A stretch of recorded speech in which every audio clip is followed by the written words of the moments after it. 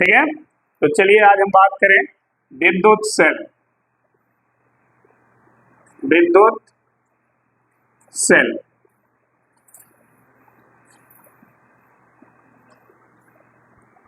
Electric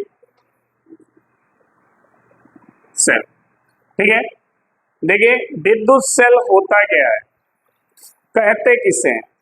देखिए विद्युत cell जो है एक ऐसी युक्ति है, युक्ति ध्यान से समझिएगा, कई बार पूछते हैं लोग सर ये होता क्या है। युक्ति का मतलब होता है एक तरह से यंत्र। क्या होता है? यंत्र। तो विद्युत सेल एक ऐसा यंत्र है जो विद्युत परिपथ में लगातार धारा को क्या करता है? प्रवाहित करता है। जब सेल से किसी वैद्युत परिपथ को जोड़ेंगे तो सेल उस परिपथ में लगातार विद्युत धारा को क्या करेगा? प्रवाहित करेगा। जैसे आपने ये सेल देखा होगा, इस तरह का सेल, इस तरह का सेल देखे ना, इस तरह का एवरेडी वाला है। अच्छा, इसका ये पॉजिटिव होता है और ये पॉजिटिव को तार से जोड़ दीजिए और निगेटिव को तार से जोड़ दीजिए और जोड़ने के बाद यहाँ एक छोटा सा बल्ब लगा दीजिए। तो बल्ब क्या होता है? जल रहा है। मतलब ये सेल क्या कर रहा है? ये परिपथ हो गया भाई। क्या हो गया? परिपथ। इसको विद्युत परिपथ कहेंगे। तो ये सेल क्या करता है? लगातार इस विद्युत परिपथ में धारा को प्रवाहित करता है और उस धारा के लगातार प्रवाहित होने से ये सेल क्या होता है? जलता रहता है। सोचिए कि अगर ये सेल लगातार इसमें धारा प्रवाहित ना करे, रुक रुक के करे, तो क्या बल्ब जलेगा? नहीं जलेगा। बल्ब भी भुक भुक करेगा, करेगा नहीं करेगा? तो सेल का काम ये नहीं है कि बल्ब भुक भुक करे। सेल का काम है कि बल्ब लगातार क्या हो? जले। ठीक है। तो सेल लगातार इसमें धारा को प्रवाहित करने का काम करता है। ठीक। तो अगर आपसे कोई प्रश्न करता है कि इस विद्युत सेल किसे कहते हैं, या विद्युत सेल से आप क्या समझते हैं, या विद्युत सेल क्या होता है, तो आप यही कहें कि सर विद्युत सेल एक ऐसी युक्ति है, सर विद्युत सेल एक ऐसी युक्ति है जो विद्युत परिपथ में लगातार विद्युत धारा को क्या करती है? प्रवाहित करती रहती है। समझ में आई बात? तो चलिए नोट कर लेते हैं इसको। लिखेंगे विद्युत सेल एक ऐसी युक्ति है जो विद्युत परिपथ में विद्युत धारा को लगातार प्रवाहित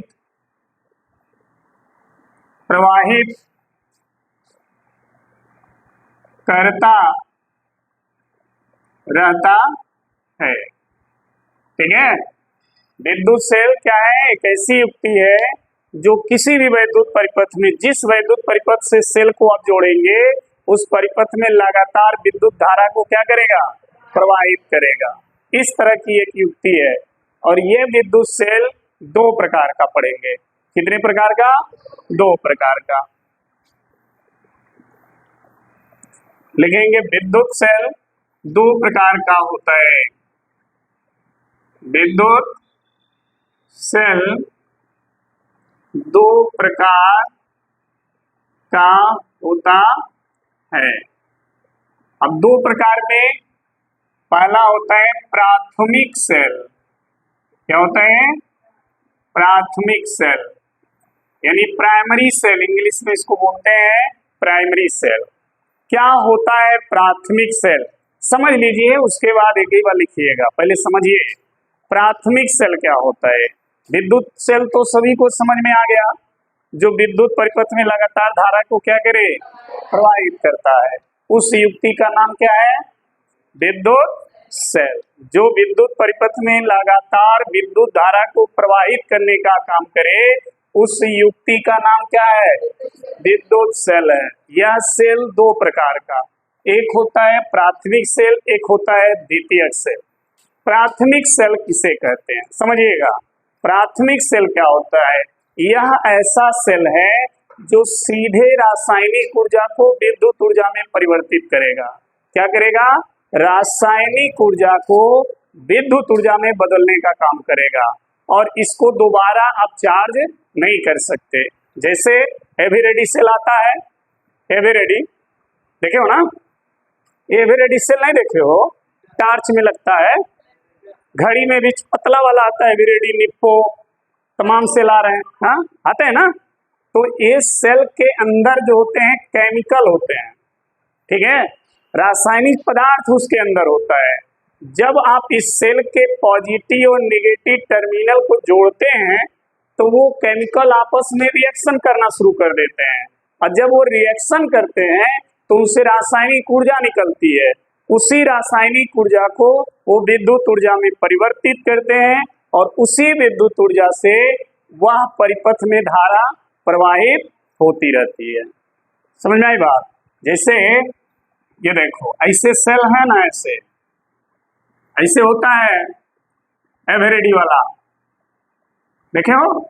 इसी पर ऐसे लिखा होता है, एक दौड़ता हुआ कुत्ता बना रहता है, देखे हो ना? ऐसे नहीं होता है ऐसे, देखना उस पर ऐसे बना होगा मार्क, लिखा रहता है एवरेडी, सही है?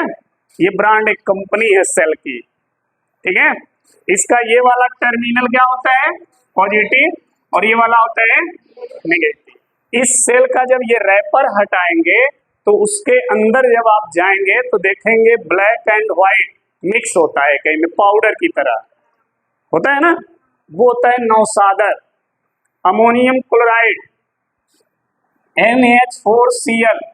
इसको नौसादर, साधारण नाम में नौसादर बोलते हैं, रासायनिक नाम इसका अमोनियम क्लोराइड है। ये इसके अंदर होता है, और ये कार्बन की राड होती है ब्लैक वाली, इसके अंदर होता है ना। अब इस पॉजिटिव, ये देखिए इसके अंदर सब लगा हुआ है लेकिन रिएक्शन नहीं हो रहा है। क्यों नहीं हो रहा है? क्योंकि अभी इसको रिएक्शन स्टार्ट किया ही नहीं गया है, केमिकल भर दिया गया है। जैसे गाड़ी में पेट्रोल भरा हुआ है, सब कुछ रेडी है, लेकिन चाबी नहीं लगा है, इसलिए गाड़ी स्टार्ट नहीं हो रही है। उसी तरह से इसमें सभी केमिकल फिक्स हैं, फर्क क्या है? अभी इसका चाबी नहीं लग रहा है। चाबी कैसे लगेगा?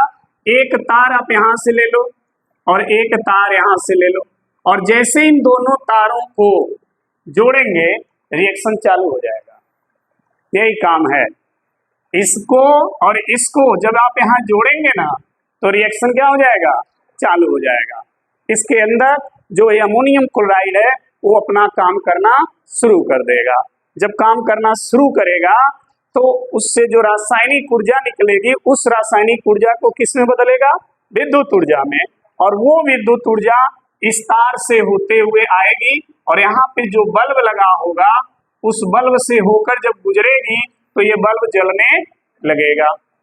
ये बल्ब क्या होगा? जलने लगेगा। अब समझिए कि ये बल्ब में हो क्या रहा है, ये बल्ब जल क्यों जा रहा है? बल्ब में तो कुछ नहीं है, एक पतला सा स्प्रिंग है, बाहर से एक ढक्कन है कांच का, यही है ना। तो बल्ब जल कैसे जा रहा है? हम लोग तो दीपक जलाते हैं तो तेल डालते हैं, माचिस लेके बांधते हैं, बत्ती धराते हैं, तब जलता है। इसमें तो कुछ नहीं किया, तार जोड़ दिया, बल्ब लगा दिया, जलने लगा। न बत्ती है न कुछ है। सोचिए उस लॉजिक को बनाने वाले ने कितना दिमाग लगाया होगा। हम लोग सीधे इसे पढ़ के चले जाते हैं कि बल्ब है, तार लगा दिया, बल्ब जल गया, लेकिन जला क्यों? क्यों का आंसर अगर आप जानेंगे तब आपको इसका पूरा फंक्शन समझ में आएगा। अदरवाइज इस तरह तो बहुत आसान लग रहा होगा। तो समझिएगा, सेल क्या कर रहा है? ऊर्जा दे रहा है। सेल क्या कर रहा है? ऊर्जा दे रहा है। ये ऊर्जा जब इधर से प्रवाहित होती है तो ये ऊर्जा किस रूप में आती है? धारा के रूप में। धारा के रूप में आ रही है। सेल के अंदर अगर छोटे वाले सेल को आप देखेंगे ना तो उसके अंदर ऐसे ऐसे स्प्रिंग होते हैं, बहुत बारीक स्प्रिंग होता है कि नहीं होता है? जब ये धारा इस सेल के अंदर आती है तो इस स्प्रिंग के एक तार से ऐसे आएगी, एक तार से होते हुए फिर निकल जाएगी इधर से। समझ में आई बात? तो जब इस मोटे तार में धारा प्रवाहित होती है तो तार मोटा होता है तो प्रतिरोध कम होता है, तो इस तार का तो प्रतिरोध कम है, लेकिन जब तार पतला होगा तो प्रतिरोध मालूम है ना। तो जब इस पतले से तार से होकर धारा गुजरती है और उस पतले से तार का प्रतिरोध ज्यादा होता है, वो धारा को ज्यादा रोकने का काम करता है। तो जब धारा को ज्यादा रोकेंगे तो तार क्या होगा, हीट होगा। क्या होगा, हीट होगा। जब वो हीट होगा तो उष्मा देगा, प्रकाश नहीं देगा, क्या देगा, उष्मा देगा। लेकिन जब वो उष्मी किरणें बाहर निकलती हैं तो बाहर कांच का कवर होता है, उस कांच के कवर से उष्मी किरणों का अपवर्तन होता है, तब जाकर वो उष्मी किरणें प्रकाश में बदलती हैं, तब आपको लाइट मिलता है। ये पूरा प्रक्रिया होता है। तो सेल यहाँ से विद्युत ऊर्जा दिया, धारा के रूप में ये आया, इस बल्ब के स्प्रिंग से होकर गुजरा, बल्ब के स्प्रिंग को हीट किया, हीट होने से बल्ब का स्प्रिंग क्या दिया, उष्मी विकिरण, उष्मी विकिरण का अपवर्तन हुआ, अपवर्तन के बाद आपको प्रकाश मिला। ये पूरा प्रोसेस होता है। अगर आप ऐसे टार्च को जलाए रखिए बराबर और फिर उसको ऑफ करके उसके बल्ब को छुइए, देखिए कैसा लगता है, गरम गरम रहता है ना। इसका मतलब कि यहाँ क्या निकल रहा था, उष्मा, उष्मा ही तो गर्म करता है, तो वो उष्मी विकिरण होती है। समझ में आ गई बात। तो जो प्राथमिक सेल होता है वो सीधे रासायनिक ऊर्जा को किसमें बदल देता है, विद्युत ऊर्जा में। सीधे अपने अंदर जो केमिकल है उसका रिएक्शन करता है और उस रिएक्शन से जो ऊर्जा होती है उस ऊर्जा को विद्युत ऊर्जा में परिवर्तित करके परिपथ में प्रवाहित करता रहता है। ठीक है, तो ये प्राथमिक सेल की विशेषता है। और ऐसे सेल की एक और विशेषता है, इसे दोबारा चार्ज नहीं किया जाता है। अगर मान लो ये नहीं समझ में आया कि प्राथमिक सेल सीधे रासायनिक ऊर्जा को विद्युत ऊर्जा में बदलता है, अगर ये चीज आपको नहीं आया तो इतना जरूर लिखना, वह सेल जिसे दोबारा चार्ज न किया जाए वो सब प्राथमिक सेल में आएगा। समझ में आई बात। अगर ये भी आ रहा है समझ में कि यह एक ऐसा सेल है जो सीधे रासायनिक ऊर्जा को विद्युत ऊर्जा में बदलता है और इसे दोबारा चार्ज नहीं किया जा सकता, तो ऐसे सेल को हम प्राथमिक सेल कहते हैं। समझ में आ गई बात। तो लिख लेते हैं इसको भी।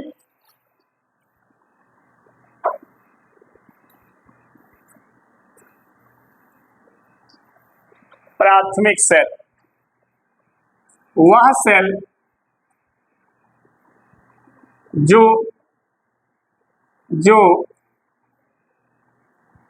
जो रासायनिक ऊर्जा को सीधे किसमें परिवर्तित कर दे, विद्युत ऊर्जा में परिवर्तित, वह सेल जो रासायनिक ऊर्जा को सीधे विद्युत ऊर्जा में परिवर्तित करता है तथा जिसे पुनः आवेशित का मतलब समझ रहे हैं ना, चार्ज, इंग्लिश में उसको चार्ज बोलते हैं, आवेशित हिंदी शब्द है, जिसे पुनः आवेशित नहीं किया जा सकता है, नहीं किया जा सकता है। ठीक है, हाँ। तो चार्ज हमने क्या कहा, वो इंग्लिश वर्ड है, हिंदी वर्ड आवेशित है। लिख सकते हैं, कहा ना, हम लिखे नहीं हैं, हम नहीं लिखे हैं। जिसे पुनः आवेशित यानी चार्ज नहीं किया जा सकता है उसे क्या कहेंगे, उसे प्राथमिक सेल कहते हैं। ठीक है, जैसे मैं अगर कोई एग्जाम्पल पूछ दे, एग्जाम्पल उदाहरण बताइए प्राथमिक सेल का, तो ध्यान दीजिएगा, एक होता है डेनियल सेल, एक होता है लांसी सेल, एक होता है शुष्क सेल, ठीक है, आदि। ये सब प्राथमिक सेल के अंदर आते हैं तीनों। कई बार बहुविकल्पी में आ जाता है कि प्राथमिक सेल है, उन आप 4 ऑप्शन में से इनमें से एक ऑप्शन जरूर रहेगा, तो ध्यान रखिएगा। डेनियल सेल, लेक्लांसी सेल या शुष्क सेल, ये सब प्राथमिक सेल के अंदर आते हैं।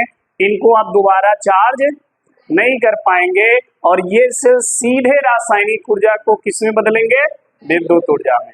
ठीक है, समझ आई बात? तो नोट कर लीजिए, फटाक से नोट करिए इसको। तो द्वितीयक सेल, ठीक है, दूसरा जो हम सेल पढ़ेंगे वो है द्वितीयक सेल, यानी सेकेंडरी सेल, इंग्लिश में इसको सेकेंडरी सेल बोलते हैं। ये सेल क्या होता है उसको तो हमने बताया कि ये सीधे रासायनिक ऊर्जा को किसमें बदलता है? विद्युत ऊर्जा में, और इसे दोबारा चार्ज। लेकिन ये जो सेल है ये पहले क्या करेगा? विद्युत ऊर्जा को रासायनिक ऊर्जा में बदलेगा, फिर उस रासायनिक ऊर्जा को विद्युत ऊर्जा में बदलेगा। समझिए बात को, पहले विद्युत ऊर्जा को रासायनिक ऊर्जा में बदलेगा और फिर रासायनिक ऊर्जा को विद्युत ऊर्जा में बदलेगा। मतलब इसे दोबारा चार्ज किया जा सकता है। जैसे सेल है, अब लाइट से जोड़ देते हो तो पहले लाइट से वो क्या होता है? चार्ज होता है। मतलब लाइट से जो ऊर्जा उसको मिलती है उस ऊर्जा को अपने अंदर रासायनिक ऊर्जा के रूप में स्टोर करता है। जब स्टोर कर लेता है तो फिर उसी रासायनिक ऊर्जा को किसमें बदलता है? विद्युत ऊर्जा में। समझ में आई बात? तो इस तरह जब कोई सेल वर्क करे तो वो द्वितीयक सेल होता है और ऐसे सेल को दोबारा चार्ज किया जा सकता है। जैसे फॉर एग्जांपल अगर समझें तो मोबाइल का जो बैटरी है, जिसको आप बैटरी बोलते हो, कि मोबाइल की बैटरी खराब हो गई है या डिस्चार्ज हो गई है या फुल चार्ज हो गई है, तो पहले आप क्या करते हो? चार्जर से बैटरी को चार्ज करते हो। चार्ज करने का मतलब समझ गए हो क्या? उसको आवेश देते हो, उसके अंदर ऊर्जा भरते हो। चार्जर क्या करता है? उसके अंदर ऊर्जा भरता है। जब खूब भर ऊर्जा भर देगा तो डिस्प्ले पे लिखेगा फुल चार्ज, मतलब अब इसके अंदर ऊर्जा नहीं भरा जा सकता, अब आप इसका उपयोग करिए। फिर आप मोबाइल चलाना शुरू करते हो तो फिर वो बैटरी जो अपने अंदर ऊर्जा भरी रहती है उस ऊर्जा को किस में बदलती है? विद्युत ऊर्जा में। और उसी विद्युत ऊर्जा से आपका सेलफोन धीरे धीरे काम करना शुरू कर देता है। फिर धीरे धीरे उसकी ऊर्जा खत्म हो जाती है, ठीक है, फिर लाके चार्जर लगा देते हो, फिर उसके अंदर ऊर्जा भर देते हो, फिर वो सभी विद्युत ऊर्जा किस में बदल गई? रासायनिक ऊर्जा में। फिर उस रासायनिक ऊर्जा को सेल फोन क्या करता है? बैटरी किस में बदलती है? विद्युत ऊर्जा में। ये प्रक्रिया बराबर चलती रहती है। समझ आई बात? घर में जो इन्वर्टर की बैटरी आप यूज करते हो, सबके मैक्सिमम लोगों के घर में अगर इन्वर्टर है तो बैटरी होगी, बिना बैटरी का इन्वर्टर कोई महत्व नहीं है। ठीक है, तो अगर बैटरी है तो बैटरी का काम क्या है? बैटरी का काम है ऊर्जा को अपने अंदर स्टोर करना। बैटरी का काम क्या है? ऊर्जा को अपने अंदर स्टोर करके रखना, फ्यूचर के लिए, भविष्य के लिए। लाइट भाग गई तो फिर वो अपने अंदर जो ऊर्जा स्टोर करके रखी होती है उस ऊर्जा को सर्किट में देती है, फिर सर्किट में करंट फ्लो करता है तो घर का सभी बल्ब उपकरण जो भी है सब काम करता है। समझ आई बात? और बैटरी का कोई काम नहीं है, बैटरी बस यही ऊर्जा को अपने अंदर स्टोर करके रखती है। कोई दूसरा डिवाइस नहीं है जो उस ऊर्जा को स्टोर करके रखे, इसीलिए बैटरी का इस्तेमाल होता है। और बैटरी होता क्या है? बैटरी कहते किसे हैं? तो जब कई सेल मिला दिए जाते हैं ना तब उसका नाम हो जाता है बैटरी। जब केवल एक सेल है तब तो आप उसको विद्युत सेल कहोगे, लेकिन जब कई सेल हो जाएंगे, सेलों का एक झुंड हो जाएगा, एक समूह हो जाएगा, तब उसका नाम हो जाएगा बैटरी। तो जो घर में इन्वर्टर लगा होता है उस सेलों की एक समूह है तो उसका नाम रख देते हैं बैटरी, वो बैटरी है। ठीक है, इसीलिए जब भी सर्किट में डिजाइन किया जाता है, सेल डिजाइन किया जाएगा सर्किट में, तो बस ऐसे लिखा बनाया जाता है एक पॉजिटिव और एक, ये पॉजिटिव और ये निगेटिव। बस सर्किट में जब सेल दिखाया जाएगा तो ऐसे ही दिखाया जाएगा, लेकिन जब बैटरी दिखाई जाएगी तो ऐसे नहीं दिखाई जाएगी, ऐसे ही कई सेल लगा दिए जाएंगे ऐसे। समझ में आई बात? अब देखिए, एक सेल, दो सेल, तीन सेल, तीन सेल जुड़े हैं तो इस पूरे का नाम हो जाता है बैटरी। और जब केवल एक लगा होगा तो क्या कहेंगे? सेल। तो बैटरी सेलों का समूह है। समझ में आ गई बात?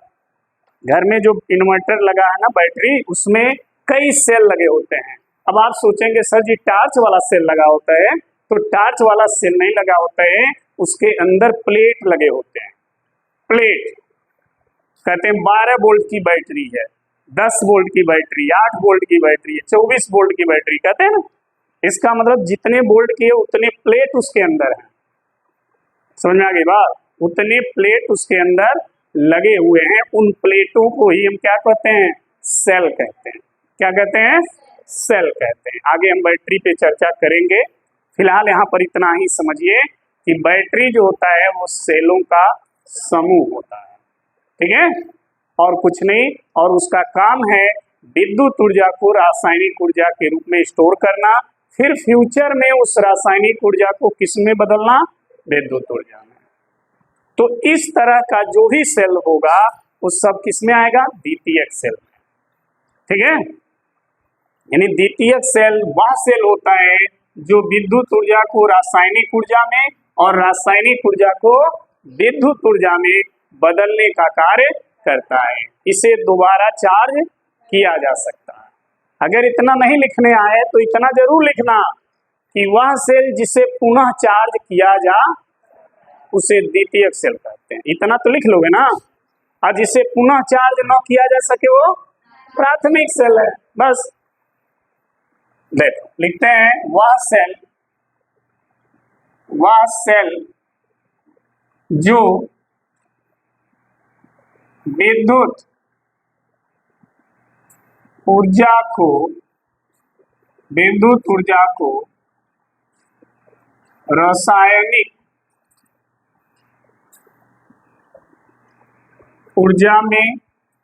और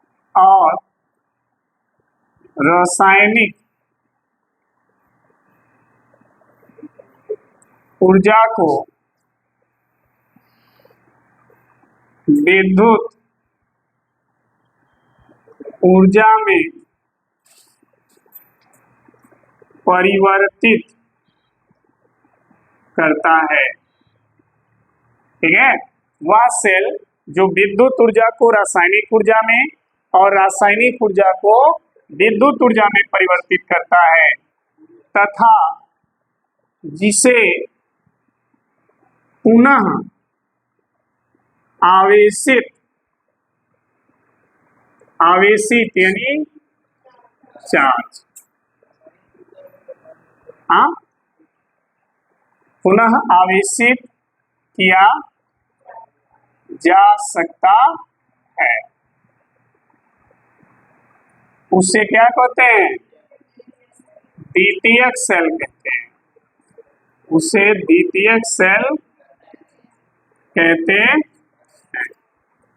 समझ आई बात?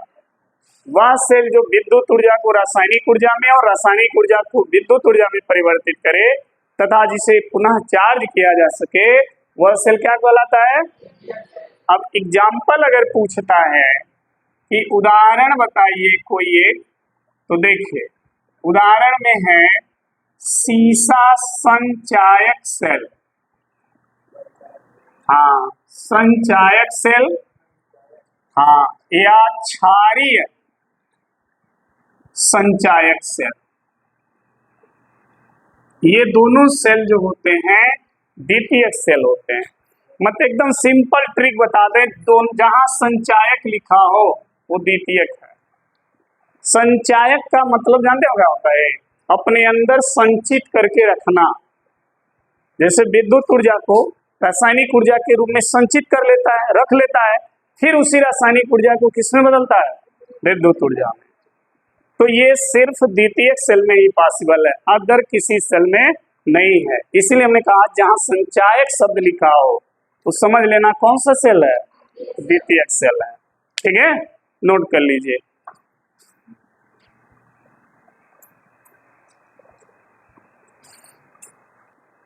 चलिए देखिए, विद्युत सेल में क्या क्या होता है उस पर थोड़ा सा फोकस करेंगे। ठीक है, एक सेल की हम बात करेंगे।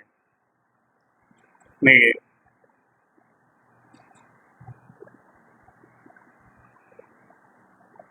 एक सेल बना रहे हैं, सेल में दो ऐसे धातु के दो राड पड़े होते हैं, ऐसे इसको प्लेट भी कहते हैं, ऐसे। और इसके अंदर ये लिक्विड है, सॉल्यूशन है, ऐसे। ठीक है, अब समझना, इन राड को हम किस नाम से जानते हैं, इलेक्ट्रोड कहते हैं। क्या कहते हैं, इलेक्ट्रोड। इन राडों का नाम जो है इलेक्ट्रोड है।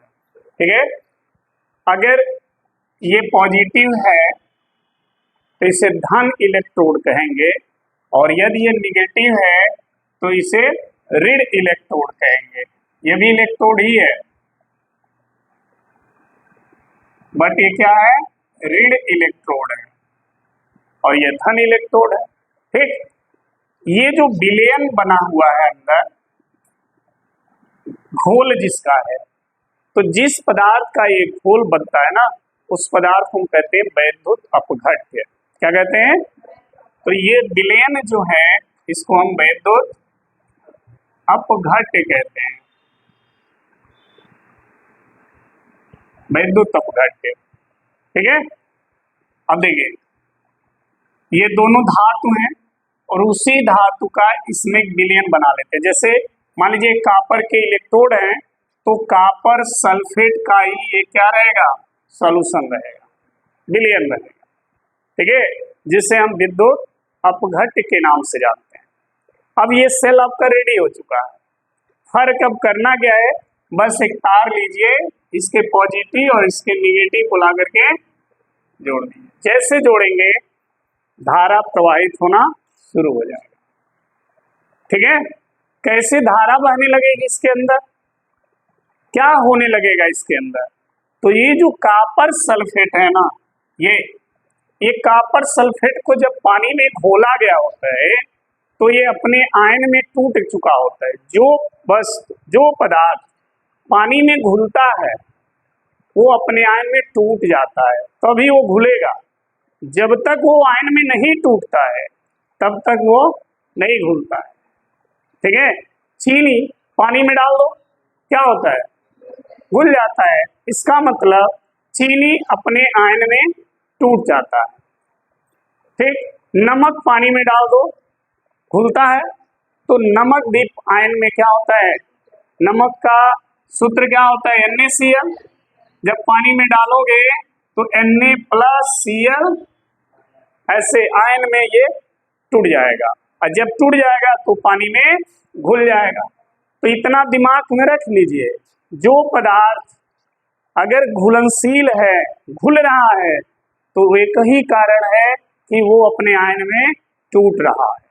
तो अगर ये विलयन कॉपर सल्फेट का विलयन है, इसका मतलब कॉपर सल्फेट पानी में क्या हुआ, अपने आयन में टूट चुका है।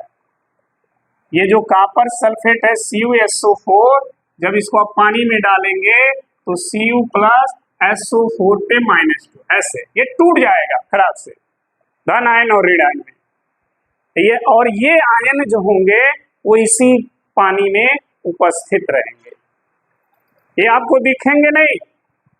चीनी पानी में घुल जाता है तो चीनी के अणु दिखते हैं क्या, नहीं दिखते हैं, बस टेस्ट मिलता है। टेस्ट मिलता है कि पानी क्या हो गया, मीठा हो गया, तो हम समझ लेते हैं कि चीनी घुल चुका, लेकिन उसके एक भी अणु दिखाई देता है, और जो अणु दिखेगा इसका मतलब वो अपने आयन में टूटा नहीं है। समझ में आई बात। तो अगर कॉपर सल्फेट इसमें घुल चुका है तभी तो कॉपर सल्फेट का विलयन है, तो ये घुल चुका है मतलब इसके आयन उसमें उपस्थित हैं, वो अपने आयन में टूट चुका है और वो आयन उसमें उपस्थित हैं। जैसे ही आप इस तार से जोड़ेंगे ना, तो ये आयन जो होंगे वो इसके अंदर गति करना शुरू कर देंगे, और जब गति करने लगेंगे तो इनके अंदर धारा का प्रवाह चालू हो जाएगा। और जब तक आप इसको नहीं जोड़ेंगे ना, तब तक ये आयन गति नहीं करेंगे, तब तक इसमें धारा का प्रवाह नहीं होगा। हमने कहा सब कुछ तैयार है, बस चाबी लगाना है। तो यहाँ चाबी का काम यही है कि दोनों को क्या करिए, जोड़ दीजिए। जोड़ देंगे धारा बहने लगेगा, तार छोड़ देंगे धारा बंद हो जाएगा। ठीक है, तो ये सारी चीजें एक सेल के अंदर होती है। इलेक्ट्रोड होते हैं, विद्युत अपघट्य होता है, और ये विद्युत अपघट्य उसके अंदर विलयन में आयन के रूप में उपस्थित रहते हैं। ठीक है, और यही आयन जब गति करते हैं तो सेल के बाहर धारा का प्रवाह होने लगता है। समझ में आ गई बात? अब इसी में इसका आंतरिक प्रतिरोध भी हम पढ़ेंगे। सेल के अंदर भी प्रतिरोध होता है, सेल के बाहर जो प्रतिरोध है वो तो अलग है, लेकिन सेल के अंदर भी प्रतिरोध होता है। जैसे हम लोग कोई काम कर रहे हैं, मान लो 2 पड़ोसी हैं, हाई दीवार चला रहे हैं। मान लो एक तरफ हाई दीपेश है, हाई दीवार है, और एक तरफ है विक्रम है। समझे बात? हाई कह रहा हम दीवार चलाएंगे, हाई कह रहा हम नहीं चलने देंगे। तो क्या कर रहा है? प्रतिरोध का काम कर रहा है, रोक रहा है कि नहीं रोक रहा है? हाई क्या कर रहा है? रोक रहा है। तो ये तो बाहर का प्रतिरोध हो गया, लेकिन एक प्रतिरोध अंदर भी है आपके अंदर, जो ये कह रहा है कि हम गलत कर रहे हैं, ना करो, गलत कर रहे हो। होता है ना, कोई भी अगर काम हम करते हैं तो अंदर से एक ऐसा फील होता है कि ये हम गलत कर रहे हैं, अंदर से अपने आप से फील होता है। तो इसका मतलब अंदर भी एक रेजिस्टेंस है, अंदर भी एक प्रतिरोध है। बाहर का जो प्रतिरोध है वो तो दिख रहा है कि बाहर वाला रोक रहा है, लेकिन जो अंदर वाला प्रतिरोध है उसे आप ही केवल फील कर पाएंगे। और ऐसा सबके साथ होता है, नहीं छुटकी? होता है नहीं होता? सही से बोलना। हाँ, कोई भी काम अगर आप गलत करो तो अंदर से एक फीलिंग आती है कि हम गलत कर रहे हैं। बाई वजह किसी को गलती से फोन भी करो तब भी ये होता है, गलत कर रहे हैं, कहीं गलत रिप्लाई ना आ जाए। होता है नहीं होता है? तो जो अंदर से फीलिंग आ रही है वो आपका आंतरिक प्रतिरोध है। वो क्या करता है? आपको रोकता है कि मत करो, लेकिन हम कहते नहीं करो, तो करो तो फल पाओ। लेकिन वो अपना काम कर देता है, रोक देता है आपको, फिर भी आप करते हो, तब होता है जो होना चाहिए। तो उसी तरह सेल के बाहर जो है तार लगा है ना, इसका तो जो प्रतिरोध होगा उसे बाह्य प्रतिरोध कहेंगे, लेकिन सेल के अंदर भी प्रतिरोध होता है, जो सेल के अंदर धारा प्रवाह को क्या करता है? रोकता है। उसे सेल का आंतरिक प्रतिरोध कहते हैं। तो इसकी चर्चा कल करेंगे और वो देखेंगे कि वो आंतरिक प्रतिरोध किस पर निर्भर करेगा, क्या क्या बदलेंगे तो सेल का आंतरिक प्रतिरोध बदलेगा, क्या करेंगे आंतरिक प्रतिरोध घटेगा। फिर बैटरी को भी लेकर चर्चा करेंगे कि आपके घर में बैटरी जो इस्तेमाल होती है उसमें क्यों पानी मिलाया जाता है, ये क्यों उसको ऐसे किया जाता है, सारी चीजें कल बात करेंगे इस पे। ठीक है, टाइम हो चुका होगा, इसलिए कल मिलते हैं। धन्यवाद। क्या हो?